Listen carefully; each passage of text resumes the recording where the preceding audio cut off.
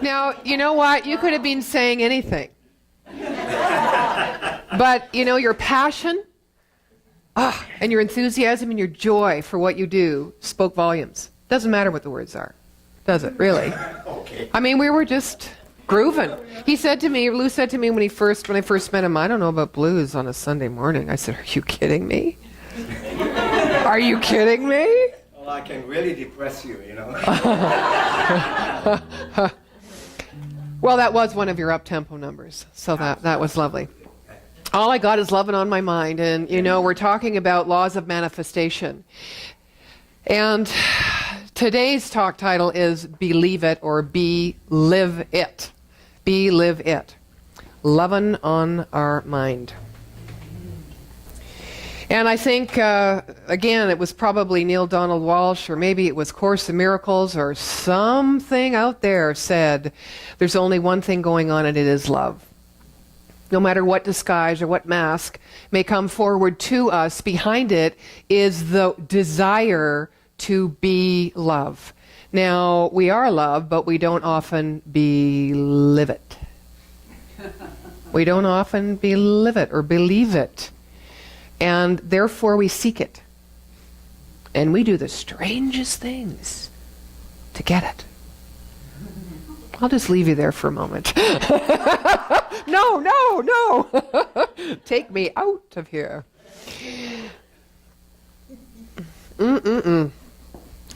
So, I'll tell you one of the things I've done to get it. See if you can relate to this one. It's called a sense of over-responsibility. Did it go straight to your heart? Yeah. So we become over-responsible, we become over-concerned, we become over-focused on changing or fixing or healing or helping or supporting or doing for the outsider world or others. And in that very instance, we are removing our focus from what we need to be responsible for within ourselves. Right? The world operates like that, primarily, and has created, therefore, a society that is less than, in its individual parts, conscious of its wholeness, because it becomes dependent on that which it objectifies, on that where its focus is. So there's this codependency. I'm responsible. I'm committed. I'm loyal. I'm going to keep my word. I'm going to this and that. Now that's fine. But does it come from the place of keeping your word and being responsible and being committed to honoring your own self, your own heart, your own soul, those times in the sacred stillness, or when maybe you're on vacation, or maybe you've just let your mind chatter go, when you start to intuit in a sensate feeling, what's being said in that small voice? You know the part where you hear it and you want to go, yeah, later. Don't have time for it. Okay, yeah, okay, great, thanks. Got it. Oh, I got it. And I'll get to it. Yeah. And we kind of just merrily skip by it. Because we can identify and we are familiar with those things that we've set up in our world where we focus and relate outside of ourselves. And you notice how we always do the smaller things first, and in our mind the bigger things, one of which really is looking after self, tends to get shoved over here a lot of the time, until it doesn't. We're either working from, and I think in this idea of being over-responsible, it's more of a personality ego idea. It's an idea whereby we are reinforcing that we need to get something because we lack something. So we keep running after it. Even if it is an affirmation of what we already know at a deep soul level. We need to have it validated.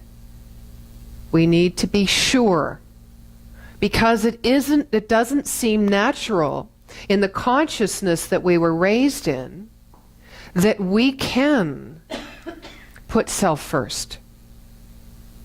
So let me stop there and say, when we put self first, we put God first. Because they're not two separate things. Unless we go into self and honor and love and respect self and listen to what self needs, we're not connected to the sacredness of that potential that lives within us to be experienced through its expression. Because God and wholeness, God and potential, God and infiniteness, God and creativity, God and love, God and abundance, wisdom, these are all synonyms for that holy divinity or that divine center that lives within us always. Now, for the purposes of today's talk, I'm going to use the word soul. Dr. Ernest Holmes talks about soul as that receptive part within our self, within our mind. I can even go to this teaching symbol here for a moment.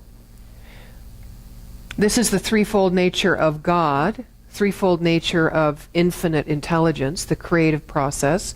This is how God, or infinite intelligence, or the unformed essence, moves itself into the physical realm, moves itself into form. So God becomes man, or the causal energy, that infinite unseen, becomes the form or the condition or the effect. But it needs to travel through a subjective field, which is our subjective field. Our mind is conscious and subconscious. Our conscious mind is objective. We objectify things. We see things as separate. We see the distance. We see the difference. We measure ourselves. We identify ourselves. Yes, that's me. No, that's not me. But our subconscious mind does not do any of that.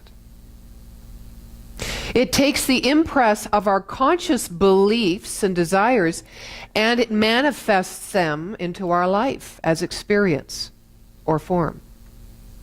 Now, what's imperative to know about our subconscious mind, or our soul, is that it doesn't think in individual terms. It thinks in collective terms. So it only knows wholeness because it is one with the universal subjective field, the allness of intelligence, the creative allness of intelligence, of God. So when we have a personality desire, all I want is a little lovin', right? And we go out to seek that in the outside world, whatever we bring back drops into this soul or creative medium of our own mind, which is one with the creative medium of universal mind, and it moves it forward into our experience. So if whatever we bring back is something that does not speak or is not in alignment with the wholeness of who we are, the soul, which is in connection with the wholeness of the universe, which is not individualized, has no personality, does not see separation, if it is not in alignment with the wholeness of that feelingness and expression, it's not going to line up when it comes out in our life, because our soul is the aspect of us that expresses as the infinite. You know how we say sometimes we don't always know in our own mind, but something within us knows. There's this greater intelligence field that knows of potential. And it has a nature, and we are one with that nature, but when we don't live in oneness with that nature, it can't flow through us and give us what our soul knows is possible. It will give us what our mind thinks we need in order to get what we think we want in order to be whole. But we're already whole, right? So you can kind of see Sometimes we go out for things, not from that sense of soul consciousness, of wholeness, of identification with the world as a single unity, but we go out with thinking we're different, we're separate, we need this we need to get in order to be whole. So what would it be like if you were that place of wholeness, where you had everything you needed, where you recognized that was your truth, and you opened your mouth and you thought your thought and you moved and behaved in a manner in which you already had everything you needed? Because we do. It may not be in form yet, but the law of manifestation is about moving from the consciousness of wholeness so that it may be revealed and expressed through us. That's how we manifest whatever we want. So if we want love, we need to come from that place of knowing that we are love, that there is only love, and we express that and we bring that forward into our world, and then we live it. So we be it, then we live it. Living it means experiencing it. Dr. Holmes says we can't really know something is true until we demonstrate it. But how do we demonstrate it? We live it. We be it. It's the only possible way. And we can't be something if we're trying to get something. Right? So the soul consciousness is very important in manifesting, in the laws of manifestation, because the soul consciousness does not have a personality. It just brings itself fully present, with all things intact, all parts in the wholeness of the idea of what we wish to experience. So its job, and the role it plays in the law of manifestation, is to serve onto. It is to bring forward that which we think we lack. The personality's job is to take in and be nourished and be inspired and get excited and get ideas.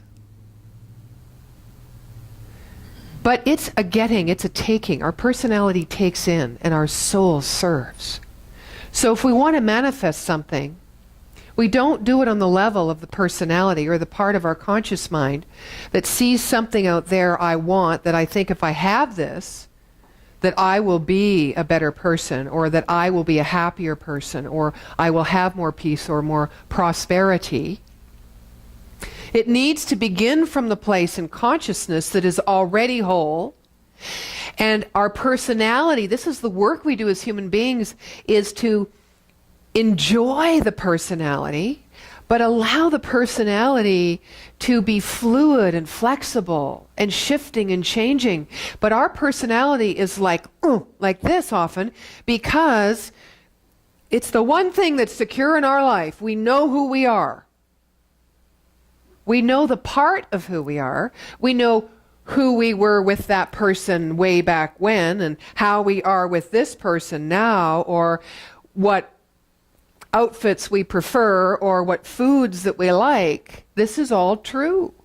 But we mustn't get so attached to these things, because that's really not who we are at our core.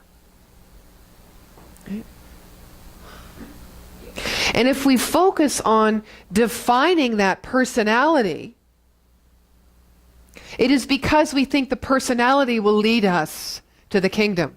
It will not. It needs to open up. It needs to be fully present, and we need to delight in it, not fear it, not deny it, not suppress it, not run from it, but delight in it, so that that opens the way for the soul to stand there and greet the universe and know the universe as itself. Know the other as itself. To be able to allow ourselves to be enough so that the full expression of that which we truly are may move through us unencumbered. Have a little story here.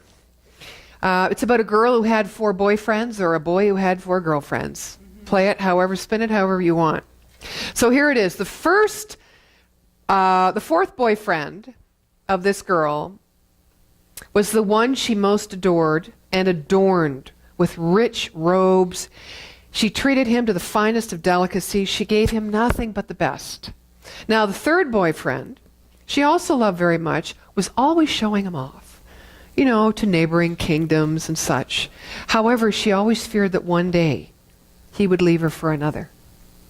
Now, the second boyfriend was her confidant, was always kind, always available, considerate, patient, supportive. Whenever she faced a problem, she could always go to him. He was always there to help her get through difficult times.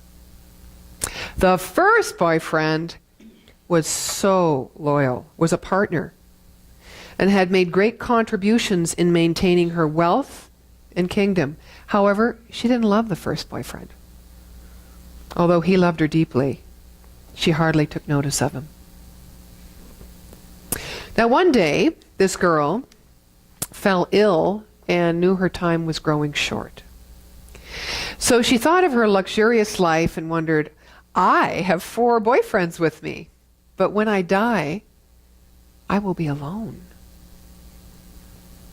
So she asked the 4th boyfriend, I loved you the most, endowed you with the finest clothing, and showered great care over you, and now that I am dying, will you follow me and keep me company? No way, replied the 4th boyfriend, and he walked away without another word. His answer cut like a sharp knife right into her heart.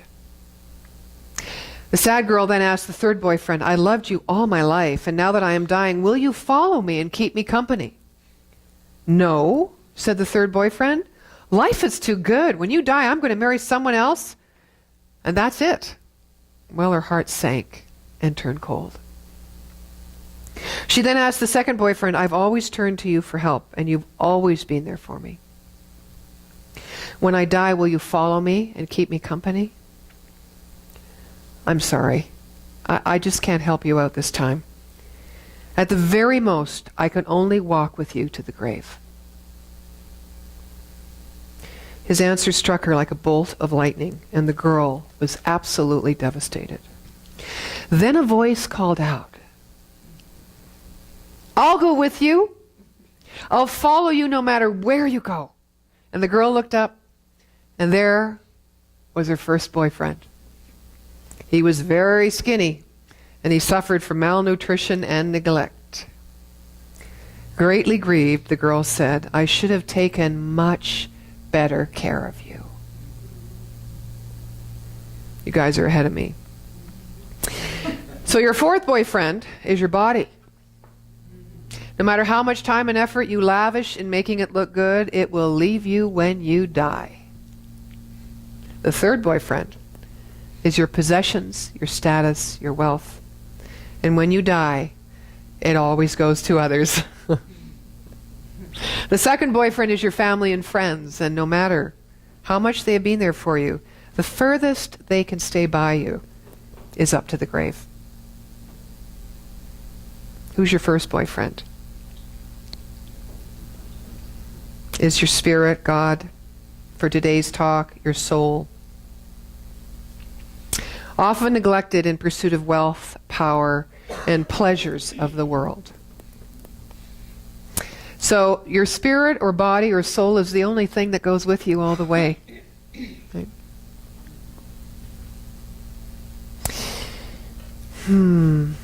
So we mustn't be swayed by the fear of form that stands in front of us, but we need to be really vigilant in living in alignment with the universal principle of unity, so that our soul always recognizes itself whenever it looks outside,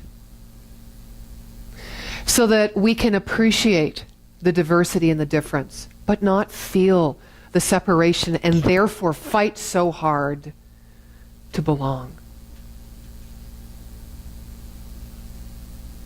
You know, our personality is present.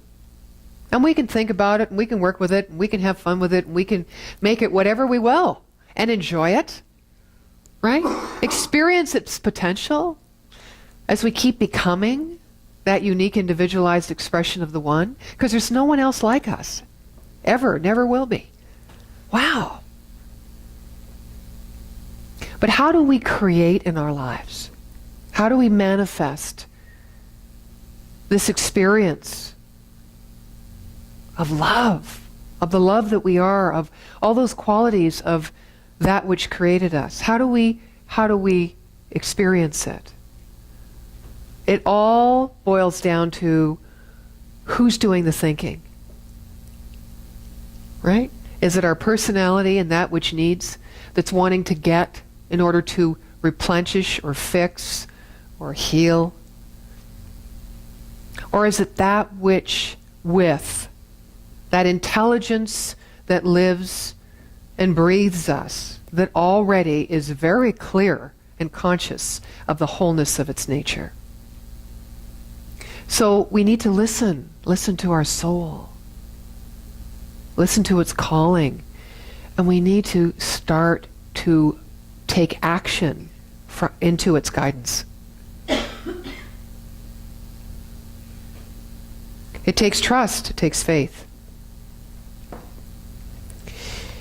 There's a story of a young student who found a large map of the world in the newspaper, and being curious, the student took the map to the teacher.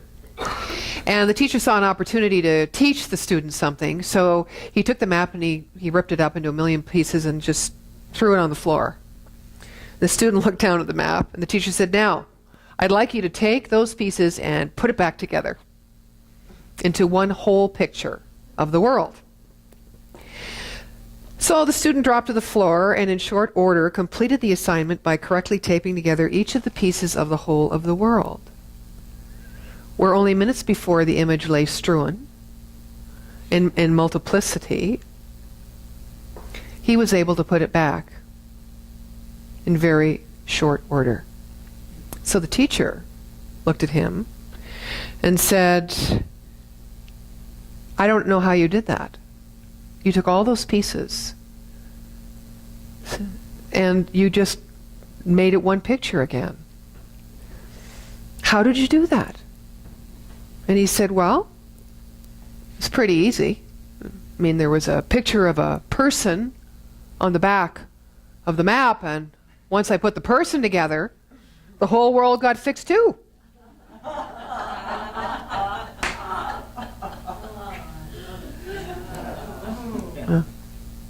So here it is. Rather than trying to put ourselves as individuals back together, right? Which really is an unending task and will always be unsuccessful. Better we should think more on a global soul level and put ourselves together with each other. Creating a love so great that all are included in it. Looking out in our life, not in just our immediate circle of influence, and then that next circle of influence, and then those other people out there in the world where things happen. But start to look and think about this one shape of an individual human being as the entire soul of the planet, because our souls are one together. They are that essence expression of that which created us as a commonality, as a common unity. And in this, we don't start seeing the other. We don't come up against and resist and create these painful notions within our own mind. Now, this teaching says it's all good, it's all God. When we're in the pain, or we're in the what is it, the haystack trying to find the needle, or we're, that story of Nasruddin with the donkey way down there trying to climb out. When we're in there, we do feel alone. And sometimes it takes us to be in there in order to remember the truth, because we will always surface. You notice that? You're all sitting here. Through all the challenges, we will always surface, because that's our nature. Our nature is to be that truth of who we are and live that truth of who we are. That's our nature, to be creative and to express the wholeness of that nature.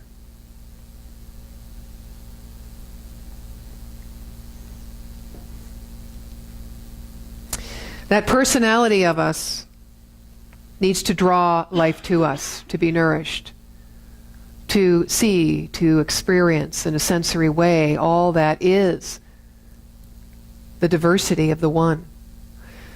But that place of our soul, that place where we intuit, we receive guidance in the stillness through our spiritual practice, in dream time, in that place of love and connection and belonging. That place where we know, and it doesn't matter what we know, because it's all okay.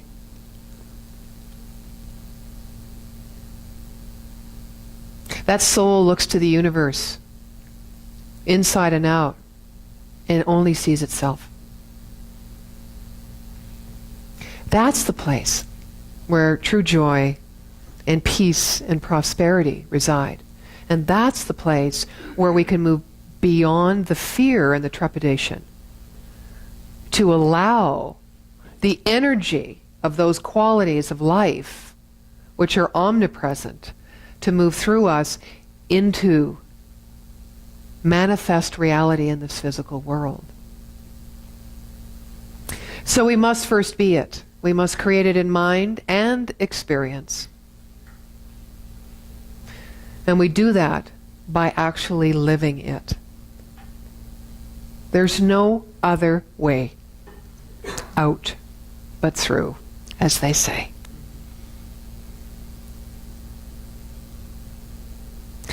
So we must stand up against all the fears that stop and block the transformation of our own mind, so that the collective consciousness can be free, so that this world and this planet knows enough everywhere,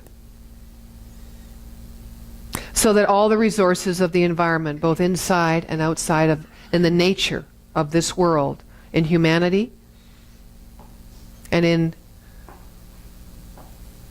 the beauty of what God has given us, can breathe and replicate itself in an unobstructed flow of creation. That's our responsibility, not as a sense of fixing it, but putting our soul together so it can breathe and express. Because everything has within it what it needs to heal and whole itself and express. We don't need to do that for anyone or anything. We need to take care of ourselves. And when we do, we will be not moving in this world from a personality standpoint where we need to get something, to be something, to experience something. We will be moving from a place of soul consciousness, which includes everything, respects and honors everything.